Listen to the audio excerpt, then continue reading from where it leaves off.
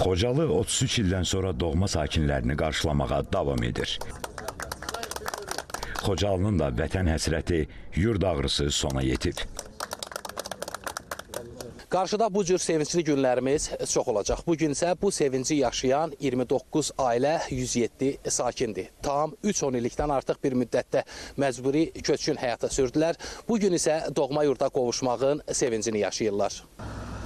Uzun illərdən sonra doğma ocaqlarına dönən Xocalılar deyirlər ki, bugün onların yaddaşından heç vaxt silinməyəcək. Onlar doğma torpaqlarına əbədi yaşamaq üçün qayıdıblar. Bugünə daha çox şükürlər olsun ki, biz doğma yurdumuza qayıtdıq. Mən bu doğma yurda qayıtmışam. İndi istəyirəm ki, sahibkarlıqla məşğul olam. İndi ya heyvandarlıqla, ya məişən obyektlərlə, hansısa birindən Allah qoysa, fikrim var ki, onlarla məşğul olam. Bugünkü günümüzə şükür. Bundan gözəl hiss ola bilməz. Öz yurdumuza qayıdırıq. Sakinlərə fərdi yaşayış evləri tam təmirli, müasir standartlara və bütün yaşayış standartlarına uyğun şəkildə təhvil verilir.